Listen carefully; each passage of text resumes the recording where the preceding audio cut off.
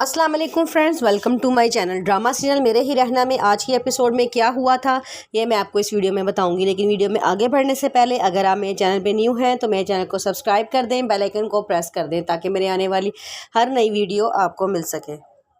रूही और बीना के पापा की तबीयत थोड़ी ख़राब होती है। वो दोनों से कहते हैं मुझसे मिलने के लिए आओ।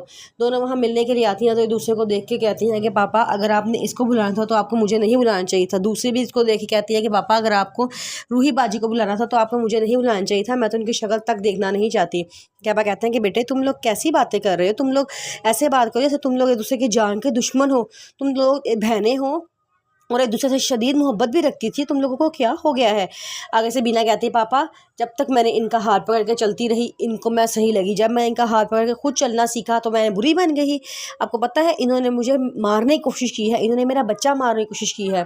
रूही कहती है बकवास बंद करो, तुम उल्टी बात करती हो, मैंने कब ऐसा किया है।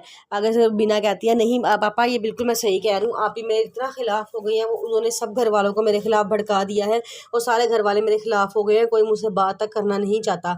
रूही कहती है अच्छा तो पापा मैं आपको एक बात बताऊं, आपको पता है आमिर इसकी वजह से घर छोड़ के गया है, बल्कि घर तो क्या मुल्क ही छोड़ के बाहर चला गया है सिर्फ इसकी वजह से। मैं आपको पूरी बात बताती हूँ। इसने आमिर से दोस्ती की और वो इस दोस्ती को कुछ और ही समझ बैठा और इसकी वजह से वो ये घर छोड़ के चला गया है। वो दोनों आपस में बहुत बहस कर रही होती हैं, दोनों एक कह रही थी मैं तुम्हें थप्पड़ मारूंगी, तुम चुप कर जाओ, तुम चुप कर जाओ। उसकी ये सारी बातों के पापा बर्दाश्त नहीं करते, वो बेहोश होकर गिर जाते हैं। दोनों रूही और बीना बड़ा परेशान हो जाती हैं, पापा को खड़ा करती हैं, उनको बाहर लेके आती हैं, अस्पताल लेके जाती हैं। वहाँ जाके दोनों रोना शुरू हो जाती हैं। पापा कहते हैं कि मैं सो भी नहीं सकता था, एक दूसरे पर जान छिड़कने वाली मेरी दोनों बेटियाँ इस तरह एक दूसरे की जान की दुश्मन बन जाएंगी। इतनी देर में उनकी तबीयत ख़राब शुरू हो जाती है। नर्स बाहर से आती है और कहती है कि आप दोनों यहाँ से चली जाएं, इनकी तबीयत बहुत ख़राब हो रही है, आप बाहर जाएं यहाँ से। तो दोनों रोती हुई बाहर चली जाती हैं। बीना सुहेल को फ़ोन करती है और कहती है कि जल्दी से आप हॉस्पिटल आ रहे हैं, पापा की तबीयत बहुत ख़राब है। वो फटाफट अस्पताल पहुंचता है तो देखता है कि वहाँ पे बीना और रूही बैठे रो रही होते हैं। वो बीना को बहुत तसल्ली देता है, तुम परेशान ना हो, अंकल को कुछ नहीं होता, अंकल बिल्कुल ठीक हो जाएंगे।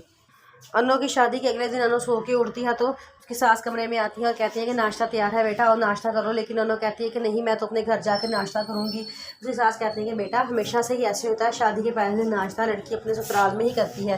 वो कहती है कि वो आप भी चले, हमारे साथ बड़ा मज़ा आएगा, इकट्ठे मिलकर बैठ के नाश्ता करेंगे।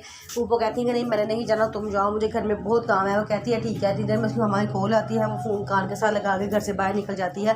क्योंकि अम्मा कहती है कि जब तक मैं इसको भतीजी समझ के बर्दाश्त करती रही, लेकिन अब मामला मेरी बर्दाश्त से बाहर हो गया है, अब मैं इसको सास बनकर दिखाऊंगी।